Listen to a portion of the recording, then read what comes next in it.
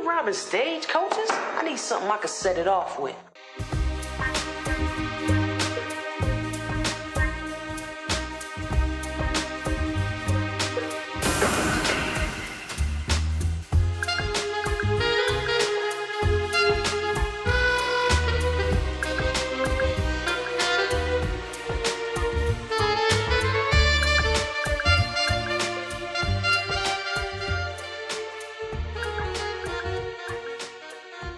Welcome to Cynic Critique, where we get real with cult films. I'm your host Thomas, and I'm here with my brother and co-host, my bro-host, Brian. Hello. And this week we return to the Femme Fatales season. We're starting by stealing your time to discuss a couple of 90s heist films, The Real McCoy and Set It Off. Oddly not starting with the latter.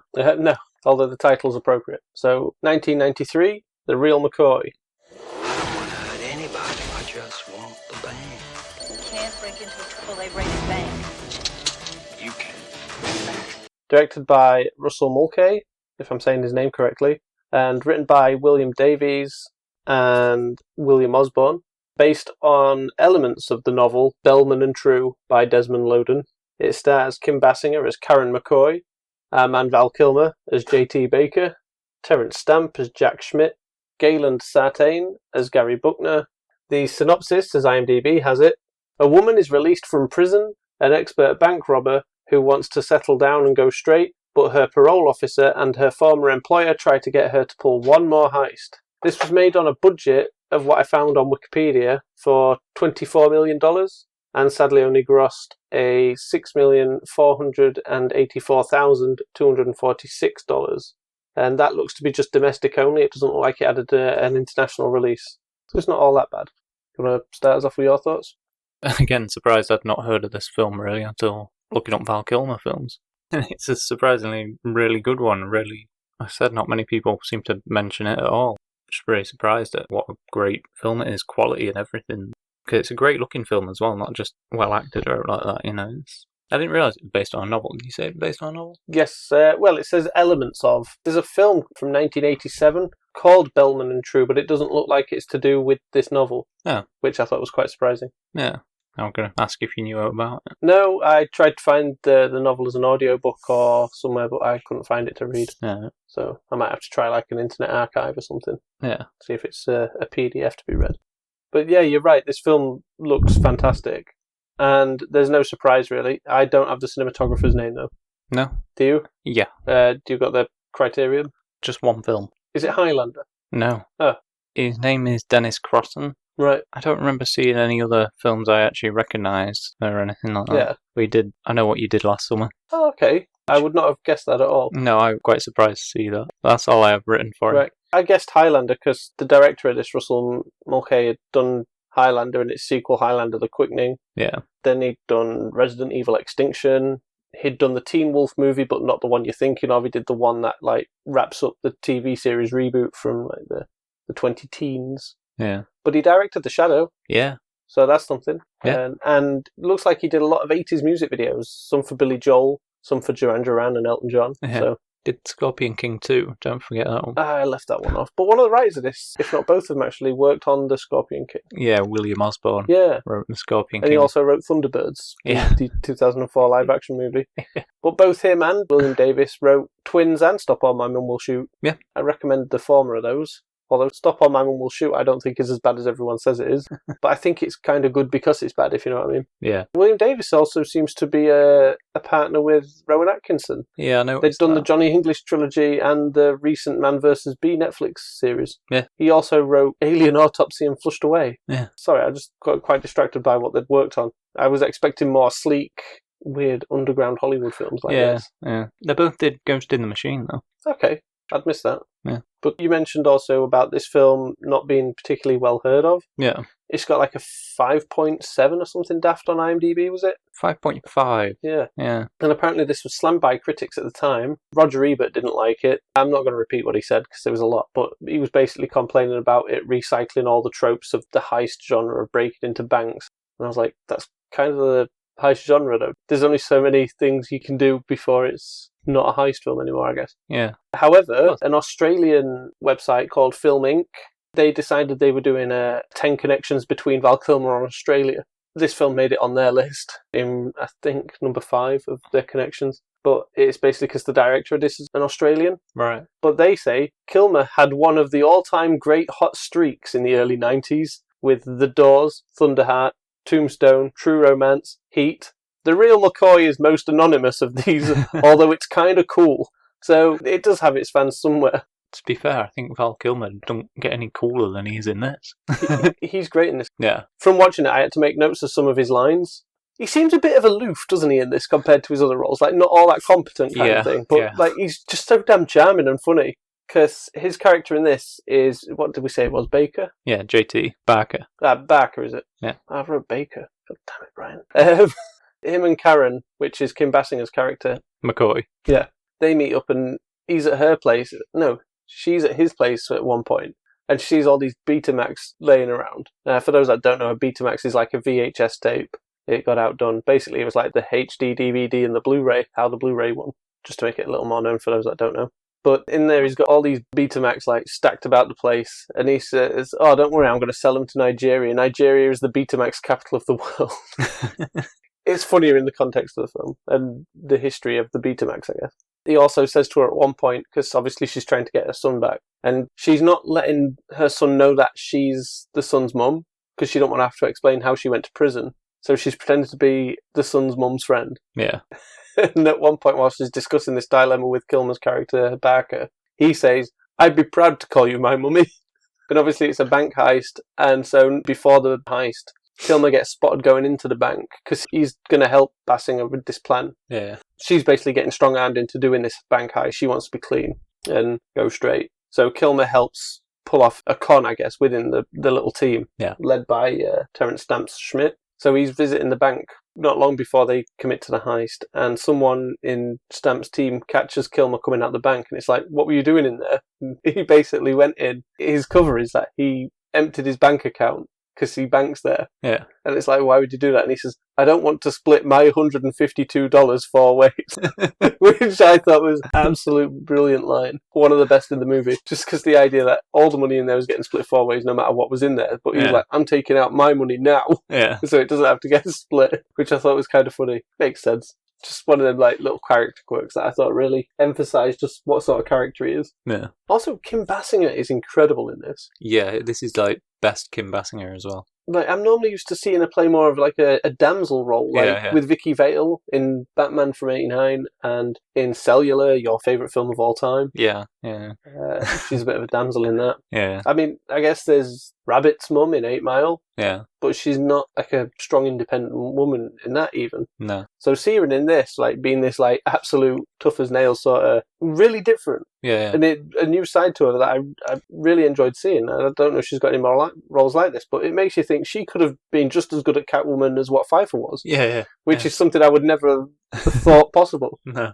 And it just made me think it's funny how when you see an actor in something, how for your first time seeing that actor in something, should I say, how, and then any films you see prior to that has this, I guess, your own conceptualization of what that character's good at. Yeah. So you wouldn't even think of casting a Basinger in a film like this. No. I remember it being good in The Getaway with Alec Baldwin. Yeah. I don't remember. That was a similar time to this, but I don't remember much about that film, but that was a cool little heist film, if I remember right. Yeah. I want to say it's a remake of a Steve McQueen film as well. Yeah, based on a book film, right? Yeah. But yeah, Kilmer plays a really cool character in this. That's not like his other roles, I don't think. He seems a lot different in this to anything else I've seen him in. Yeah, which is pretty much what we've said about every film we've gone on about, really. Yeah, I guess. It's like, this is a different side of Kilmer. I think it's the fact this one isn't a leading man yet. He's got all the charisma of a leading man. Yeah. In the good sense. And it just makes him... seems odd. Yeah. I think that's what really helps them pair well together in this as well. Because they've got good chemistry. They worked very well together. It's great to see. Oh, you spotted something a bit odd with Val Kilmer towards the end of this. Do you want to share what that was? Yeah, it's probably one of my favourite movie goofs, I guess. Yeah. With his sunglasses, in which he'll be wearing them, and then they'll be rested on his head. Yeah. And then back to wearing them again, and then rested on his head. And then I think completely missing at one point. Possibly, or just further up his head. He shouldn't have been wearing them. No. 2 reasons. It was night, and he was inside. But he's really cool. Remember, he wears like a backwards cap like half the time. Yeah. That was much cooler in the 90s than it is now, wasn't it? I think. but you knew he was cool. Yeah. Also, her child in this, because, like I said, Schmidt's little team take him, don't they, to like, strong-arm McCoy into helping them. Yeah. And the kid gets a real warped sense of being a hostage. Doesn't he? He's in that lavish house and he's just like making the most of it. He sees it more like a holiday. It's like he doesn't even realise he's kidnapped. Yeah. Which I guess is maybe good for the kid. I think you'd have loved that when you were a kid. Yeah, probably. Rich guy takes you. Yeah. Like, so you have a day at the pool, watch some films, play some games, well looked after. Also, Kilmer has a really cool car in this film. What was it? It was a 1993 Chevrolet Impala. No. And when you first see it, you're thinking, is this just a tease for a car chase we're not going to get? But you get one, kind of. And speaking of cars, it's when Karen, or McCoy, whichever you want to call her, actually gets her son back quite early on in the film. She has to go through all these little loopholes with her ex, who's an absolute dick. Yeah. But she gets the son back, and she's getting chased, only for her to then encounter car trouble. Yeah. But the car trouble is so pointless, because she eventually gets it going again, if I'm right, and drives off. So the car literally broke down as nothing but a device to build tension for no real reason where we needed tension. It was such a weird story beat, I found. And maybe it's stuff like that Roger Ebert didn't yeah, like. Ebert didn't like. I couldn't get his name. I kept wanting to say Eggers. More you want to say on this? There was something, I can't remember now. What about how sleek it was? How great those nighttime scenes looked. How good that opening is with the jazz music and the cityscape. Yeah, maybe. You just know you're in for a great film when that happens. Yeah. Val Kilmer, check. Jazz music, check. Cityscape, check. It's Batman Forever. Yeah. Thought it was Ghost in the Darkness. Was the jazz in that?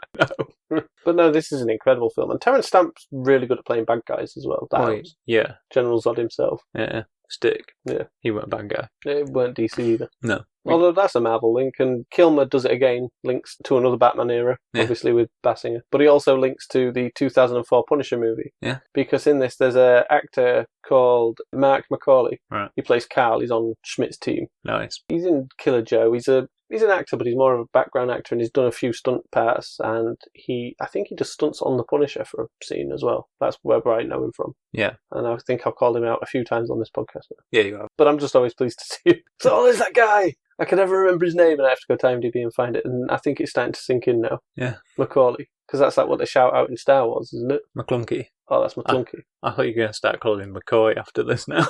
No, that's Vicky Vale. Vicky Vale's the real McCoy. You did mention that nice jazzy music, and that's, I'm guessing, by Brad Fiedel Yes, it will be, yeah. of the Terminator fame, Yes. where he does one of your favourite films. Pumping Iron. You could probably name either two of these, actually. Yeah? Yeah. You mentioned one of these to me the other day. Did I? Yeah. Oh, dear. Weird Science. No. One of them is what you usually call the sexy Dennis Quaid movie. Oh, we really need to cover that on here. Yeah. I can never remember its name. He plays Gambit. No, he plays Remy. Yeah, that's Gambit's name. Yeah, I know, but it's The Big Easy. That's the one. And his other one is a film that you will probably now reference when anyone mentions Ridley Scott's Gladiator. And Oh, Blue Rain? Dark Rain? No. Black Rain? No. Oh, never mind. I'm on the Ridley Scott thing. No, you're thinking of that movie from the 90s, early 90s, similar time to this, called Gladiator. Yeah. And it stars the guy from Twin Peaks. Yeah. Or one of the guys from Twin Peaks that I don't know the name of, and Cuba Gooding Jr. Yeah, it was a good film. Great film. Cover that on We here are as going to cover that. I want to have a fight. I want to have a fight season. Yeah, with Rocky. Just me and Rocky fight all season. Okay, I'm going to name. Not Balboa though. Oh, Romero. you don't like Rocky Romero? That's why I'm fighting him for a whole season. Christ. I can't even remember what other films I was going to suggest for that, but oh well, we can talk about that in our own time, I guess. Yeah. But yeah, I remember thinking music was great on this. I've never had a problem with Brad Fiedel. It's because you don't even know him. Yeah. You know him and you'll probably start getting problems. I've heard he's a terrible roommate. Can you imagine him and James Cameron as roommates now? Like he just taps the Terminator theme and James Cameron's like, I like that. We'll use that. I have two problems with this film. Is it Val Kilmer's not in it enough? No. Is it Val Kilmer didn't get a spin-off? It's nothing to do with... Oh, that would have been great, actually. But no, I'm not going to... No. There's a scene where they use smoke bombs, and it seems really pointless. Right. And that's not my biggest problem with this film. No, my biggest problem, and I would probably take a star from its ratings just for it. That's probably why Ebert didn't like it as well. Right. The poster feels like you promised Kim Basinger abseiling down the side of a building. Yeah. Doesn't happen. No. And I was really looking forward to that moment. Yeah. It's alright if you look at one of the modern posters. She's dual-wielding pistols and full leather-tight outfit like thing. It's from John Woo. Is that an official poster, what you're describing here? I believe so. Okay. It was on IMDb. I know, but I'm just really starting to think it's fan-made. I hope it is. But at the same time, who would make that? Some fan. Not of this movie. You don't think this movie's got fans? Not if they're making that as a poster. There's another really weird poster for this as well. Like the one you're on about, the ghostly head in the background, which is really weird. Nice. No wonder why people didn't really watch this film. Is it the Ghost in the Darkness? No. There's one poster, apparently. Oh, that's weird. Yeah. That looks made up. Yeah. That looks like a picture of her from like a rom-com thing. Yeah. And then this is my personal favourite one, which doesn't even look like her. Oh, that has to be fake. Right? There's like helicopters flying about and... Yeah. People abseiling from them. Yeah. Yeah. God, I was disappointed by just the fact we didn't get her abseiling down the side of a building, but at least it implies she's like a cat burglar. Yeah. I don't know what that is. Even if it's fan-made, it's like, why? It looks like a direct-to-DVD action film. Yeah. Something like what this director ended up doing with things like Resident Evil. Although that even got a cinema release, Extinction. Is Extinction the third one? Yeah. Oh dear, that was the one I saw in the cinema. Yeah, I guess you saw pretty much all of them, but the first two. But And the last one. I don't think I saw the last one in the cinema. No, we didn't. We watched it at home and was very... Devastated. And we didn't really like the ones before it, so... Yeah. Is there any more you want to say on this? No, Because there's not really much trivia. there isn't. And I think we've said what we can otherwise. Yeah. But this is a really, really solid, sleek heist film. Oh, I do remember what I wanted to say. Oh, cool. It was just about her ex-partner, and it was just, why? What do you mean? Just why? Why what? He's such like... A dick. Yeah, such a pushover. Yeah. And then, I think you said it while we were watching it, it's like, how were these two ever a couple? Yeah. Didn't buy it. No. You know what? I've got 3 bad things about this movie. That And he's guy. one of them. He's top of the list. Like, it makes for some funny moments, but at the same time, you just think, why? I think it is there for the funny moments, because this film has a lighter tone than what people would probably expect, I think. Yeah. And it balances it well. I think it's a nice, easy watch. Yeah, it is about 1:40. I believe so. It wasn't a long film. It was definitely under 2 hours, so that was nice. Yeah, hour 45. Yeah. Oh, yeah. And about 5 to 10 minutes, so that'll be credits at the end. Yeah. Nice film, nice opening credits as well. I'm missing the opening credits. I'm getting a weird opening credit nostalgia vibe. I noticed in every film we watched that has an opening credits, you just praise it. And you just seem to think, I'm all in on this now. And then get let down by some of them. It's like, oh, it was supposed to be good, it had opening credits. Yeah. Yeah. Good films have opening credits. So do bad films. Yeah, so you found out. Are you moving swiftly on? Yeah, ready to say it off? No, not really. No, me neither. Say it off from 1996. You're just taken away from the system that's doing us all anyway. Well, what if something goes wrong? What if somebody gets hurt? Let's do it. Directed by F. Gary Gray. Written by Takashi Bufford and Katie Lanier. And was made on a budget of $9 million. I'm quite surprised how much it's grossed as well. Quite happy for it in a way. Please tell me it's like 30,000. What? 30 million. More. Really? Yeah. Okay. Yeah. It was $41,590,886. Well, we should have got sequels, spin-offs, prequels, comic book tie-ins, TV series spin-off. Where was all that? Oh yeah, it was in the 90s before we got oversaturated by good things. I mean, I've never really understood what producers think, like, we need a sequel for this. Especially when you get some weird producer notes as well about stories. It's like, well... Anyway, it stars Jada Pinkett as Stoney, Queen Latifah as Cleo, Vivica A. Fox as Frankie, Kimberly Elise as TT, John C. McGinley as Detective Strode, and Blair Underwood as Keith Weston. Synopsis is... Desperation drives 4 inner-city women to bank robbery in Los Angeles. Then they start mistrusting each other. That's a synopsis? Apparently so. Oh, I expected a little more to it. Yeah, me too. I had a lot of fun with this one. I went in not knowing what to expect, and from the opening, I realised I was in good hands. Well, it's F. Gary Gray. He hasn't really done many bad films, Yeah. really. Well, until recent. Why was he done recent? It's not good. What was it? Oh, don't tell me he was the Shaft remake guy. No, Thank God. it's Tim Story. I'll never let that guy down. You'll never let him down. What's the figure of speech I'm trying to get you? Never let him live it down. Yes, that's the one. No, I think you should never let him down. Tim Story, I'll never let you down. I'll watch all your films in cinema. I'll be your Rick Roll. Tim Story did a good film though recently. Fantastic Four. That was 20 years ago. Feels recent though. More recent because he did The Blackening. Anyway, we're on about Yeah, F. Gary Gray. Yeah. F. Gary Gray did The Negotiator after Oh, this. that's a great film as well. And Be Cool. Yeah. Straight out of Compton. But the films that disappointed me when looking at his list were Is he the Four Brothers guy? No, that's John Singleton, Oh, right, okay. isn't it? Yeah, Boys in the Hood. Yeah. Anyway, the films that let me down by F. Gary Gray. When I saw them, Oh, that sounds like a lovely chapter in a book you should write. I might, to be honest, if I write a book about my life, that'll No, be just write your life through film. Okay. With little, like, Rorschach journal entries. That would be quite nice. It's 1999. The Matrix has just been released. I can't see it. Sorry. I'm never going to get these films just out there. I've listed the good ones anyway. He did Fast and Furious 8, and after I don't know. Have I seen the 8th one? I don't know. What are we on now?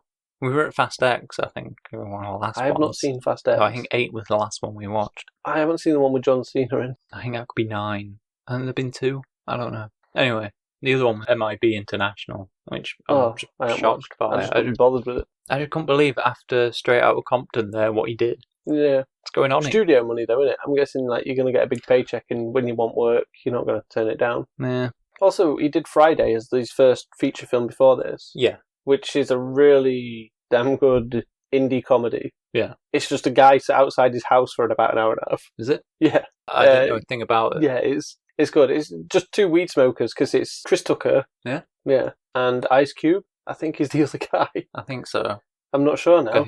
It's been a while since I've watched it. I think so, because Gary Gray did and it's basically just them sat out front of the house on Friday. Yeah. And for how low budget that is, for this to be his next film, good. Like tonally different, totally different, and just a massive change up in scope. Yeah. You know, it's gone from just like, I guess, single camera stuff to big studio. Let's get all these interior shots, exterior shots, a damn car chase, choppers. You know, it's... Yeah. He hasn't just gone from this one location. He's gone like from one location to the whole of LA kind of with this film. And it's incredible. I really liked it. Like you, I was heavily surprised by expectations, I guess. I didn't know what to expect. And what I got was probably more than I expected from it. Because the layers to it are quite incredible, really. Yeah. Because there is like the heist stuff, which is kind of just the base, really. The heist stuff is kind of like the background, isn't it? Even though it's more the human drama between them all, really, isn't it? Yeah, and their reasons for needing the money. Yeah. Which I thought they justified their reasonings quite well. Yeah. And how, through the ride or die loyalty of friendship, I guess, they go further down the rabbit hole for the others. Yeah. And I found that quite interesting. Yeah. Also, I'm not actually familiar with Kimberly Elise, who was TT. No. And she has quite a big, she's one of the main four. So. Yeah. And I thought she kind of stole the scenes when she was in them. Yeah. She was the real emotion between the four of them, I found. Yeah, well, they all said she needed the money more than the others. Yeah. I thought she did a great job and everything, but at the same time, they kept going on about all that, but I felt the focus didn't seem to be on her as much. No, it was mostly on Jada's character, Stoney, it seemed, and Cleo. Yeah. Queen Latifah. Yeah. Who was this her first or second feature film? It was Queen Latifah's first film. Yeah. Like, as a lead. And she was the first choice for the role, apparently. Yeah. And it was Kimberly Elise's first role as well. But the four of them have brilliant chemistry together. Yeah. Vivica A. Fox, I believe, had coaching from Will Smith for this role because they were working together on Independence Day at this time. Yeah. Which is a bizarre thought as well. Yeah. So you stole the show for me, though. Is it Blair Underwood? He was pretty good in it. But I know what you're going to say. Yeah. Dr. Cox. John C. McGinley. Yeah. He's just great in everything, though, isn't he? Yeah. I like the fact his Dr. Cox whistle in this featured. Yeah. Well, I guess this is before his Dr. Cox whistle. Yeah, so I guess that's But it's the same whistle anyway, and he calls his car to him.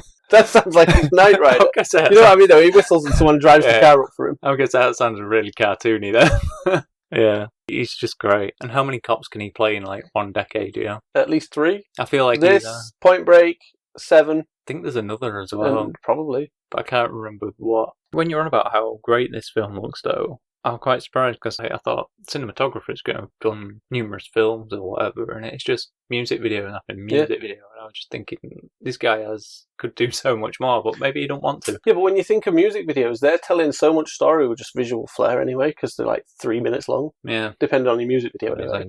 And there's a lot of directors come from music video backgrounds. The last guy did. Yeah. F. Gary Gray, I think, did as well. So yeah. I think he'd done some Ice Cube stuff. But then again, I think that could have been cinematographer on here, but they might have worked together on that. So a lot of overlap, maybe. Yeah. I mentioned a car chase in this, and it is towards the end of the film, but it's such a good car chase. Yeah. I say it's such a good car chase, but it's probably the fact that most modern movies don't have car chases anymore. Yeah. So when you see a car chase, you just think, Oh, a car chase. Yeah, I love car I'm gonna chases. say not just that, but when you see a car chase now, you're just like, man, I wish films would do these again. Yeah. Because Yeah. even films like this were doing them, and it's like, what a great bit. It is a good one, though.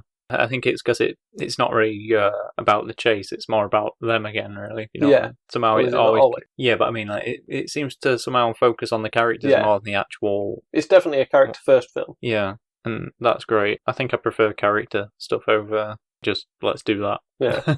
It allows for a richer text, doesn't it, when the characters are actually ingrained in the story and not just going through the motions of a story. Yeah. Because that's one of my problems with the, what's he called, Knives Out guy. Yeah. That's one of my problems with the Knives Out films. Yeah. It just feels like characters going through the motions of a whodunit and not really being baked into the story. Yeah. Or any Christopher Nolan movie. Yeah.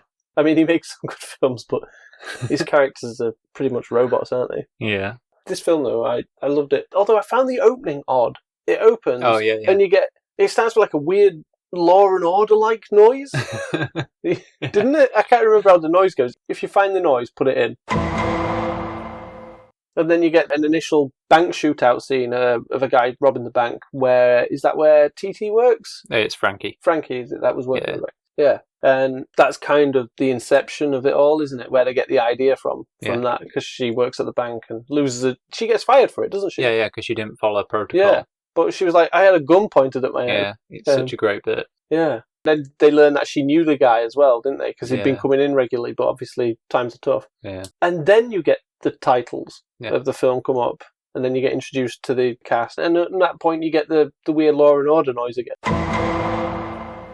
But once that opening's out of the way, because it's a really great opening, like the scene, and then you get the titles come up, and it's like, oh, this feels a little wrongly placed. It's like a weird prologue, isn't it? Yeah, I guess, yeah. It breaks the flow for me, and that was a bit of a problem, because you're in, and then all of a sudden you're losing the pace for the titles. You wanted opening credits. Yeah. That's your problem. Yeah. I want opening credits, Thomas. Or it's the whole of LA. Just like just give me 3 hours of opening credits in a 3-minute short, and I'll be happy. I'll test you on that. I don't know how, but... Also, I think it's quite clear this was a film that was an influence on GTA San Andreas. Yes. Big time. Yeah. I can't think why now, what exactly, but I remember writing it, and it's something early on in the film. I think it could be the sets, because it's very LA, and... Yeah. I think it was a lot of films like this, really, though. Well, San Andreas is actually set in the 90s. Yeah. And every GTA film, well, I can't say every GTA game, because I haven't played 5, but up until 4, they've all been inspired by various crime films and films from whatever decade that game is normally set. Yeah. But yeah, it had that beautiful 90s urban aesthetic, which I'm a big fan of. F. Gary Gray gave himself a cameo. Yeah. He's driving a lowrider, bouncing it through the streets at one point. Dr. Dre is, I think this was his first acting credit. Yeah. But he plays an arms dealer in this. Is it Black Sam? Yeah. Yeah. And what I liked about that is he then reprises, well, he doesn't reprise actually, he plays an arms dealer again in the video game 50 Cent Bulletproof, like a decade later. Yeah. Which I think was pretty cool. Probably a callback to this for a reason. Yeah, probably. I really liked Blair Underwood's character in this. As his Carlton Banks type, if he was serious. He is though, isn't he? Yeah. You know what I mean? Yeah. You kept saying it and I just expected him to do that dance. Yeah. But I think I've said everything I've wrote from my notes on this now. Yeah. There's an obvious setup early on with Stoney's brother Stevie. Yeah. Played by... Chaz Lamar Shepherd. Yes. Where you learn that very early on that he's lied about getting into this college through his football scholarship or something. It was a scholarship anyway, it might not have been football. Yeah. But he'd lied about getting in, hadn't he? Yeah. And then he goes to a friend's or a drug dealer's, I'm not sure now, I can't remember. And that guy's got an AP shaved in the back of his head. Yeah. And it's a gang-related thing or a territory marking thing. Yeah. And he's clearly quite friendly with this guy. And he's like, oh, this is the person that does it. It's like her signature cut. Yeah. Would you like it? So they're like, yeah. He gets the cut. But the guy who's got this shaving in the back of his head was the shooter from the beginning of the film at the bank. So the police have that detail. And they have a SWAT team sent out. And Stevie then comes out with this new cut with the initials in the back of his head, the AP. And the SWAT team just gun him down so violently. Yeah. And then Stoney goes looking for him and finds him. And then that allows John C. McGinley's character to recognise the crew when they're hunting him down. And that's... He's such a great character. Cause he's part of that, and you get his guilt and Yeah. everything, because he didn't order the shoot or Yeah. anything, and they all fire. Yeah, he's going to pull his champagne bottle or something, and they think it's a gun, Yeah, it's somewhat weird. and it's just so obviously not a gun. Yeah, like it always is in Yeah. film, really, isn't it? Yeah, But yeah, McGinley's got such a great arc in this, I think. yeah. And they tell it without much screen time. Yeah. I mean, you could do the whole film from his perspective if you wanted, and it would still play out well, just probably more cliche and less interesting. Yeah, I don't know. John C. McGinley is pretty cool. Yeah, he is. I like him in that Steven Seagal movie. The one with Michael Caine. I haven't seen It's it. on an oil rig or something. I I can't remember what it's called. It's like one of a handful of Steven Seagal films I've actually seen. Part of me wants to watch a load of Steven Seagal movies. Part of me thinks that's a waste of time. And I might not survive. Yeah. Just because he's that badass. I was pleasantly surprised by this film, and I think it made a great pairing with The Real McCoy. Yeah. Because they're both bank heist films, and they are so different. Yeah. She's like your professional, she knows what she's doing, there's a double cross involved, and she's trying to work her way out of that, and, you know. And then there's this, where they're just four friends, amateurs, just on the verge of being crippled by society financially, that the system's not helping them anymore, and so they decide to make a pact, I guess, and get themselves out there. And watching it all play out, I think, is just phenomenal. Like, there's a real good sense of emotion and weight in the characters as it continues to move forward, but it just makes it different. Yeah. But a great pairing nonetheless. Yeah, it's like opposites. Yeah. Plus, it's nice that these women don't just feel like stereotypical female friends. Yeah. You know what I mean? Yeah. A lot of films drop that sort of authenticity of character to just go with a cliche friend group and they're all pally-pally, but like this, their friendship's believable. Yeah. And there's reason for their friendship, it feels, and Yeah. a sense of history that's never seen. And I think that's a feat on its own and a credit to the cast as well as the writers for that. Just truly brilliant in that sense. Sorry, I don't know if I mentioned you the cinematographer's name was on this, I'm not sure now either. but it was Mark Rashofsky. All right, no, you didn't. I'd seen Regina King had auditioned for Frankie in this. All right. I don't know how big of a star she was at this time, but she's gone on to star in things and direct now, hasn't she? Yes. The Watchmen TV series. All right. That's Yeah, what, yeah. And she directed and starred in a Western the other year as well. Right. That got what seemed like mixed reviews from what I was seeing. Yeah. I saw there were quite a few people potentially cast in this. Because Vivica A. Fox was, I think you mentioned it already. Oh, I think she auditioned for Stoney. TT. TT, was it? Yeah. Jada Pinkett, I think, wanted the role of Cleo, All right. but they wanted Queen Latifah. Yeah. They seemed quite set on that from what I'd read. There are quite a few like odd bits on it. But it sounds like Gray had his vision of this. Like, he knew, you know, like you said, there was the Queen Latifah he definitely wanted as Cleo. Yeah. He seemed pretty sure on Blair Underwood, apparently, as playing Keith. Yeah. He's great in this. Yeah. But he shot this in 39 days, which seems pretty quick. Yeah. But then when you put that in terms of weeks, it's, 5 weeks, just over? Yeah. That's actually pretty decent as well. Yeah. And quite a standard, I would say, around that time. Yeah, just over a month.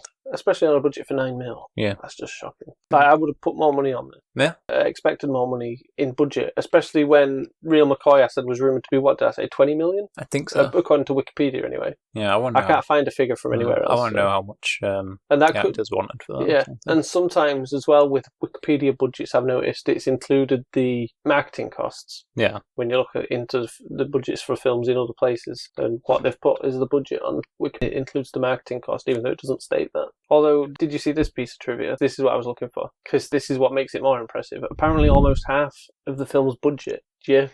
What? Almost half the budget went on acquiring the rights to use the Godfather theme. Yeah. Was it really needed? No. It was. But did it make you laugh? Yes. Yes, it did. Vivica A. Fox doing Corleone impressions was not on my list for this film, any film, or ever to be witnessed. It's a good little scene. It doesn't feel as real as the rest of it with their location, I guess, with how it's filmed. It's very heightened, but it just works in that moment, and it's so funny. But half the film's budget just acquire the rights. Yeah. It maybe seems like, is it worth it? I mean, it's a fun scene. It's memorable. I imagine they did it and then they were like, it just don't work without that music playing. Yeah. And they really wanted that. But I think they could have done something else. Apparently the soundtrack to this was quite successful as well. Yep. It was number 4 on the Billboard charts. Yep. So that's pretty good. Yeah. Although then you learn that the New Line Cinema offered the soundtrack as a promotion to viewers who ordered The Long Kiss Goodnight via pay-per-view. Yeah. So I'll be honest with you, if I'd have paid for that, I'd have been quite upset, to be honest. Yeah, but you'd have got this soundtrack, so... I know, but I don't think that's something I really want either. No. I'm not saying the songs are bad or anything, but it's not really a lot of it's not my sort of thing. And Long Kiss Goodnight is just I remember watching it. It was like one of the worst films I'd ever seen at that time. Yeah. I think I've seen worse since then, and I'd probably appreciate watching it now. Cast members from this do reunite later as well. Mostly Jada Pinkett Smith. She reteams with Queen Latifah in Girls Trip from 2017. And she reteams with Vivica A. Fox not much after this, I guess, in 2001 with Kingdom Come. Yeah. Which, by the sounds of it, doesn't have anything to do with the DC storyline. And You were on about music a bit earlier, so Yes, I might as well yeah. just say that Christopher Young does the music on this. great composer. Yeah, we've done a few of his films now. I'm starting to feel like he's becoming my new Marco Beltrami. Oh, no. Well, there's nothing wrong with having two Marco Beltramis. Because we've covered The Fly 2, Rapid Fire, and Ghost Rider. Right. I couldn't think where I knew the name from. No, I didn't think you would. Spider-Man 3. Right. Yeah. There's a scene in this, and I spotted it. There's a place where they go, location, and Right. it's Balboa. Oh, yeah. Apparently it's intent. Right. I just assumed maybe it was a thing, but according to the trivia, it was an actual meta reference. It's called Balboa Savings and Loans as a nod to Rocky Balboa. And apparently that scene is just before the Godfather bit as well. So it's like a part with a double homage, I guess. Right. How weird. Also, there's a continuity error in this that you didn't pick up on, and that upsets me. What was it? Darnell's revolver fires more than 6 shots without reloading. And I think you've already said that. John C. McGinley worked with a LAPD detective to prepare for this role. No, I didn't, but I'm supposed to. I thought you'd said it when you mentioned him earlier. No, I just get distracted by how good he is. Yeah, he is great. And this is his second time playing a law enforcement officer chasing bank robbers in LA. Yeah. The first being Point Break in 91. Good on him. So 5 years later, John C. McGinley's still struggling to get his man. I don't even know which is the best. If somebody handed me these two films and was like, I want to watch the best one, I really wouldn't know which to pick. I kind of think quality-wise you're looking at say it off, but me personally, I'm going to end up watching The Real McCoy because I think Val Kilmer's just so cool in that. I mean, these are both definitely cult heist films. Yeah. Of great caliber as well. The 90s just had some real great moments in cinema. And the fact that these two seem pretty forgotten, especially The Real McCoy, just shocking. I was surprised, though, that The Real McCoy had such negative reviews at the time of its release. Yeah, and then you learn that's why no one really talks about it. Yeah, then it didn't seem to get an international cinema release, which doesn't help, because people outside America seem to tend to lean towards different style choices and stuff. I think we've lent into a bit more of the American style now when you look at TV over here and films that get big over here now. But Yeah. Europe in general, though, they still seem to have their own voice, probably because they don't speak English. Yeah. So they don't fall for it the same. What? You. It's true, though. Sure, you take a stab at Hollywood nearly every episode. Do I? Seems like it. Is that all you want to say on this, or is there more? I believe that's all. And gun to your head, though, which one are you picking? Told you, I'm watching The Real McCoy. Okay. I know which one's the better made film, but I'm watching The Real McCoy. I enjoy Val Kilmer too much in it. Yeah, I mean, he is great in that. It definitely feels more standout than any of his other characters we've seen. It's backwards cap. Yeah, I'm a sucker for backwards cab. Just instantly makes someone cool, and I fall for it every time. That and just stick him in a leather jacket, and I'm just like, cool guy. I think it was his character introduction, wasn't it, really? Probably. Because he's robbing that. Yeah, he's robbing that like service station or something, is he, at the beginning? And just drive. And it's quite pathetic as well. Yeah. And I was like, I think that's Val Kilmer, and then it doesn't seem to get acknowledged for later. And then McCoy actually brings it up. Yeah. Yeah, I forgot about that. That's a great introduction.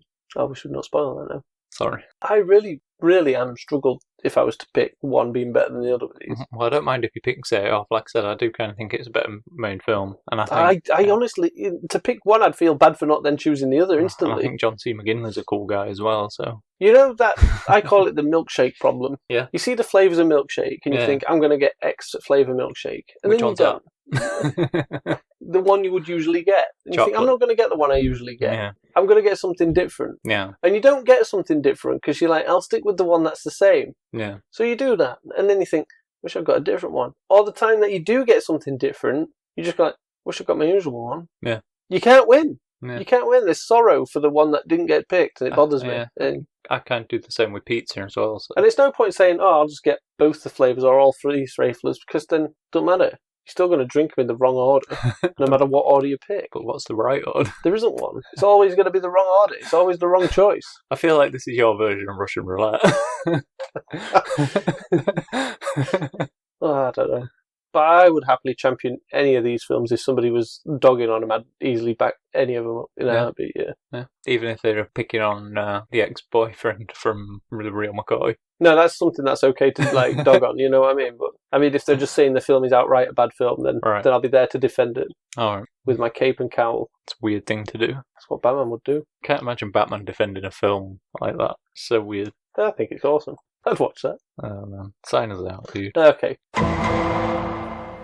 So that's the end of the show. Thank you for joining us this week for the start of our season 2 of Femme Fatales. And if you haven't already, click like and subscribe. A glowing review would also be appreciated. We are Cynic_critique on X and Instagram, and Cynic-critique on Blue Sky. Links to those and more can be found on the show's description. Remember to join us again next week for part 2 of Femme Fatales, as we take a European spin and we'll be discussing one cult classic of the 90s and a modern overlooked revenge thriller. Those being Run Lola Run and In the Fade. Thank you and goodbye. Goodbye.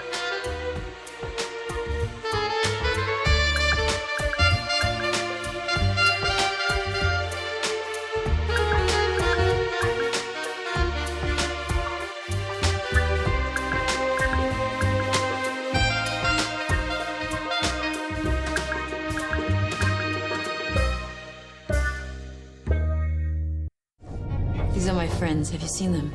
I don't know these people.